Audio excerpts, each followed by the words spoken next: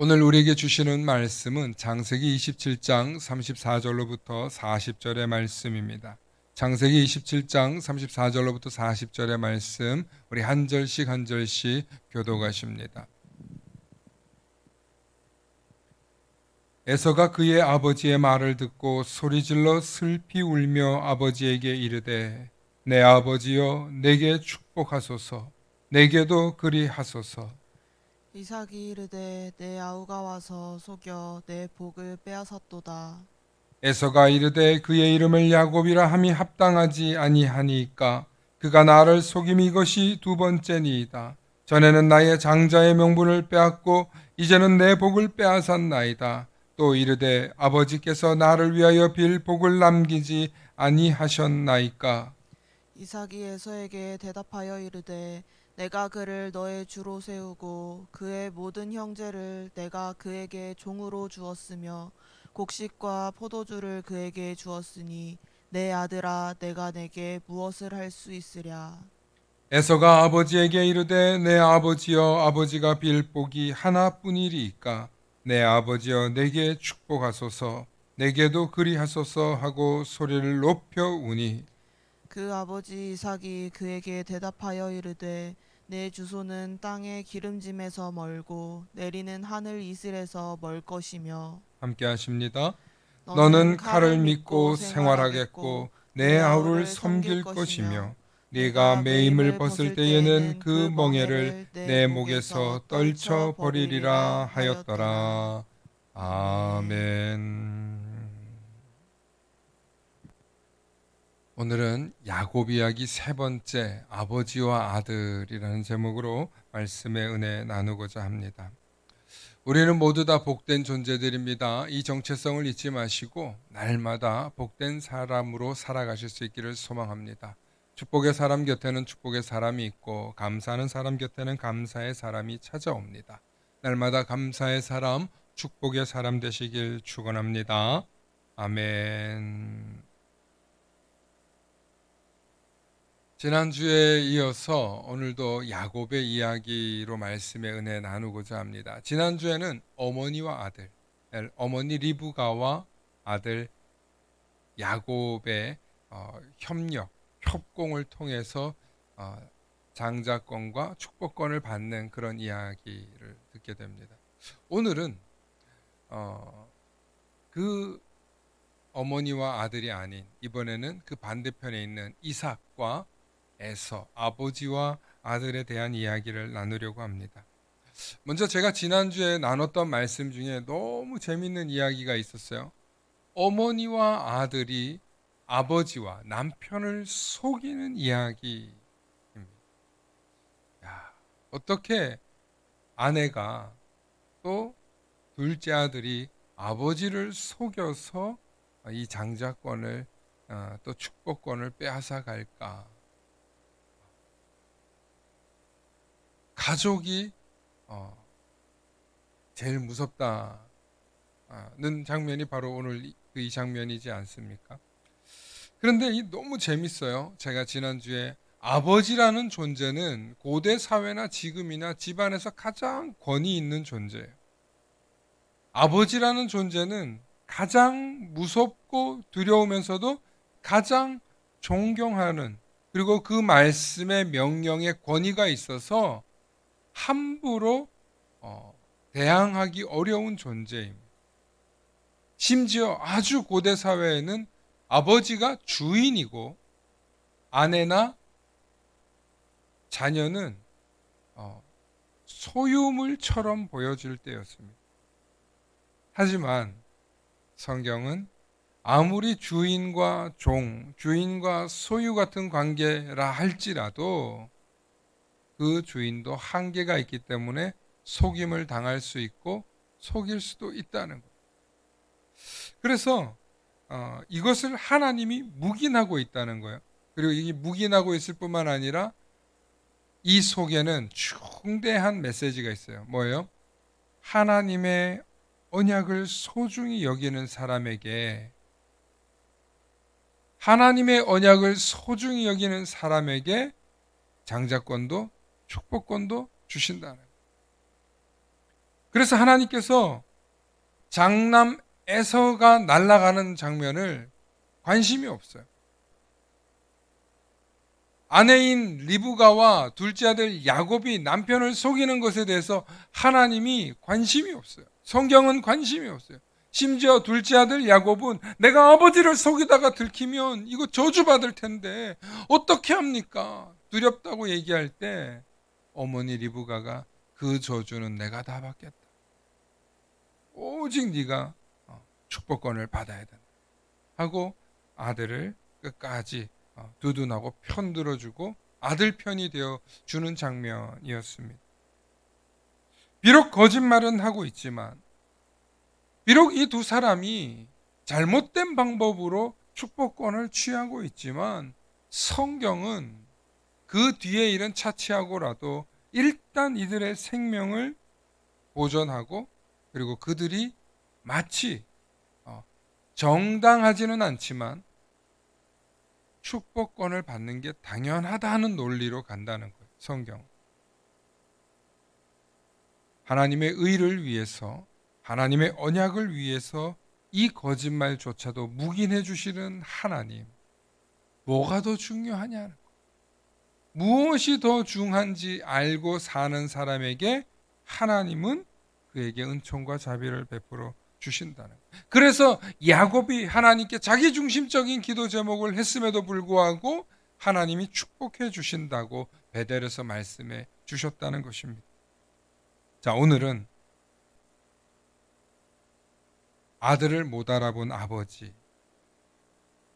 오늘 성경을 보면 이제 야곱이 축복권 다 받고 딱 나가자마자 이제서야 에서가 음식을 들고 들어오는 장면에서 시작합니다. 그러면서 아버지 앞에 나와서 아버지 음식 가지고 왔어요. 이거 잡수시고 축복해 주세요.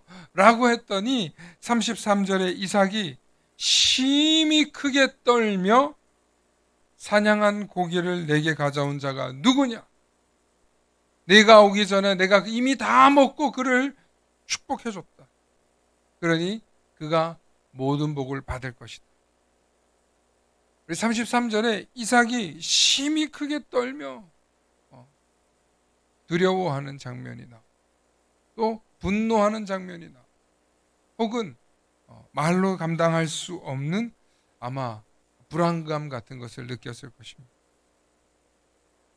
이미 아버지가 줄 모든 축복을 둘째 아들인 야곱에게 다 주었다는 것입니다. 그런데 너무 재밌는 얘기가 뭐냐면 이 둘째 아들을 축복해주고 난 뒤에 첫째 아들이 왔어요. 누가 왔어요? 에서가 왔어요. 에서가 왔으면 이거 잘못됐어. 이거 무효야. 하고 물러올 수도 있을 텐데 이삭이 전혀 그렇게 하지 않는다는 것입니다. 이미 둘째 아들을 향해서 내가 모든 축복을 빌어줬으니 이제는 너에게 줄 것이 없다는 거예요. 너무 재밌지 않습니까? 이거 계약 위반이야. 이거 지금 거짓말이야. 하고 아버지가 계약을 파기할 수 있을 텐데 이미 하나님의 이름으로 그 언약을 축복으로 이어주고 난 다음이기 때문에 이삭이 아무 말 하지 않는다는 거예요. 우리 34절부터 37절 말씀 한번 보실까요? 우리 함께 읽어보십니다. 34절로부터 37절 말씀 함께 읽어주세요. 시작. 아버지의 말을 듣고 소리내어 울며 아버지에게 이르되 내 아버지여 내게 축복하소서 내게도 그리하소서. 이삭이 이르되 내 아우가 와서 속여 네 복을 빼앗았도다. 에서가 이르되 그의 이름을 야곱이라 함이 합당하지 아니하니이까 그가 나를 속임이 이번이 두 번째니이다. 전에는 나의 장자의 명분을 빼앗고 이제는 내 복을 빼앗았나이다. 또 이르되 아버지께서 나를 위하여 빌 복을 남기지 아니하셨나이까. 이삭이 에서에게 대답하여 이르되 내가 그를 너의 주로 세우고 그의 모든 형제를 내가 그에게 종으로 주었으며 곡식과 포도주를 그에게 주었으니 내 아들아 내가 내게 무엇을 할 수 있으랴. 내가 내게 무엇을 할 수 있으랴. 이렇게 이야기합니다. 에서를 위해서는 축복 한 톨도 남겨놓지 않았다. 축복해주지 않을 뿐만 아니라 이미 네 동생이 다 가지고 갔다. 네 동생이 속여서 빼앗았다. 왜 아버지가 거절하지 않습니까? 왜 아버지가 지금 이루어진 이 계약을 파기하지 않고 이 계약은 이미 완성되었다. 성립되었다. 도장 찍었다. 그러니 돌이킬 수 없다는 거예요. 돌이킬 수. 번복이 불가능하다는 것입니다. 저는 이 이야기를 보면서 우리 현대인들의 관점으로 한번 좀 생각해 볼게요. 오늘 현대를 살아가고 있는 그리스도인들 입장에서 여러분 이건 명백한 배임 행위 아닙니까? 명백한 거짓이지 않습니까? 범죄 행위잖아요. 범죄 행위. 오늘 현대 사회 입장에서 보면 야곱은 지금 범죄를 한 거예요. 범죄를. 아버지도 속이고 형도 속이고. 있을 수 없는 이야기죠. 있을 수 없는 이야기. 그런데 이 아버지는 아무 말 하지 않는다는 거예요. 이 아버지는. 왜 둘째 아들에게 이 모든 축복을 주고 난 뒤에 아버지는 돌이키지 않을까? 그래서 현대인의 관점에서 좀 생각해 보는 거예요. 이삭의 본심은 뭘까? 성경은 왜 이렇게 잔인할까? 심지어 범죄조차도 이 범죄잖아요, 범죄. 라는 우리의 생각이 들어갈 수 있습니다. 하지만 성경은요, 우리의 이런 생각, 앞으로도 미래에도 우리가 이런 것에 대해서 왜 그러냐라는 의문에 대해서 관심이 1도 없습니다. 성경이 말하려고 하는 목적은 따릅시다. 하나님의 언약을 사랑하는 자에게 축복이 임한다. 이 이야기는 아브라함 때부터 야곱 또 이후로까지 이어지는 거예요. 하나님의 언약을 사모하는 자에게 축복이 있다는 것을 말하려고 강조하는 것이지 지금 방법에 대해서 얘기하는 게 아니에요. 야곱과 에서의 차이는 분명합니다. 야곱은 하나님의 언약을 믿었고 신뢰했고 그 언약을 받기를 갈망했어요. 그런데 에서는 어차피 내 건데 어차피 내가 물려받을 건데 하고 방심했습니다. 결국 누가 빼앗았습니까? 기회를 엿보던 야곱이 빼앗았습니다.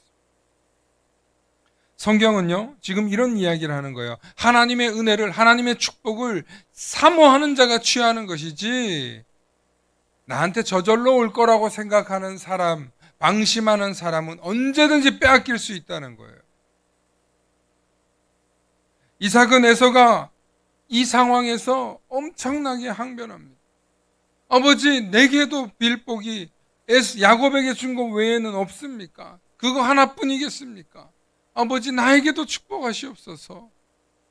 38절에 이야기합니다. 그런데요, 아버지는 이 끈질기게 조르는 에서를 향해서 축복하는 게 아니라 자세히 보면 저주입니다. 저주. 우리 27장 39절로부터 40절 말씀 함께 보십니다. 시작.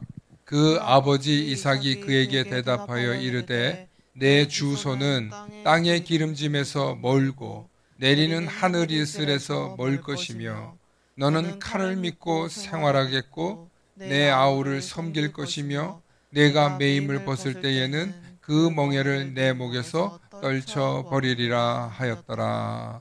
아멘. 여기서 내 주소는 네 집은 네가 거주할 곳은 땅의 기름짐에서 멀다는 거예요. 그러니까 땅의 소산물 먹고 살기는 어렵다. 심지어 하늘의 이슬이 뭐예요? 비에서부터 멀어지네. 이런 저주가 어디 있을까? 이런 저주가.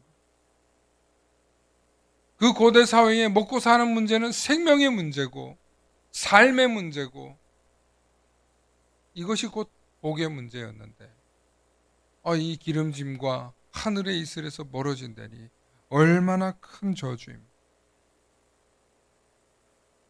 어느 아버지가 아들을 이렇게 축복합니까? 심지어 40절에 보십시오. 너는 칼을 믿고 생활하겠고 내 아우를 섬길 것이며. 칼을 믿고 생활한다는 게 뭐예요? 너는 항상 칼 차고 다니며 전쟁하고 싸워야 된다는 거예요. 여러분, 우리가 혹시 이런 말 들어보지 않았습니까? 칼로 흥한 자 칼로 망한다. 여러분, 칼을 믿고 생활한다는 것은요, 한시도 방심할 수 없는 삶이다. 그 하나님께 받을 수 있는 축복권에 방심했다가 일평생을 늘 불안과 쫓김과 전쟁과 싸움의 불안 속에서 살아야 하는 거예요. 그런데 그렇게 계속 살다가 그 칼의 힘을 의지하고 나면 세번역 성경을 보면요, 네가 나중에 힘이 생기고 나면 네 아우로부터 벗어날 것이다. 아버지가 지금 큰 아들에게 축복한 게 아니라 뭐 한 거예요? 저주예요. 저주.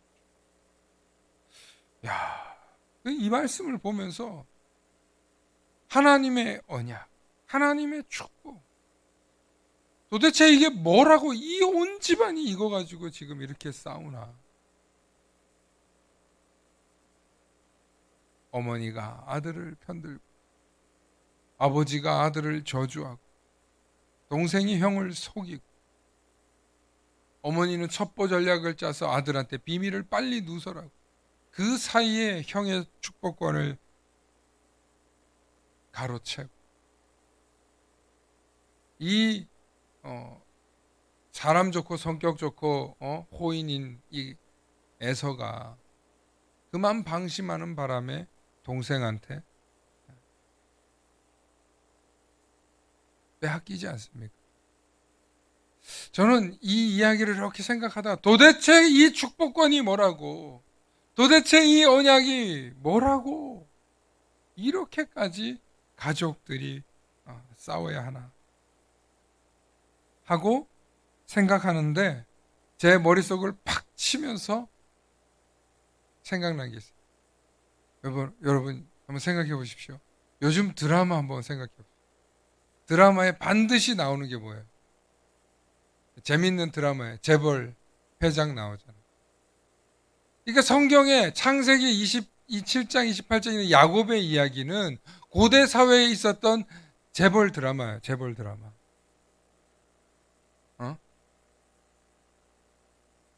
이 대기업을 물려받기 위해서 싸우는 피도 눈물도 없는 재벌 드라마, 재벌 드라마.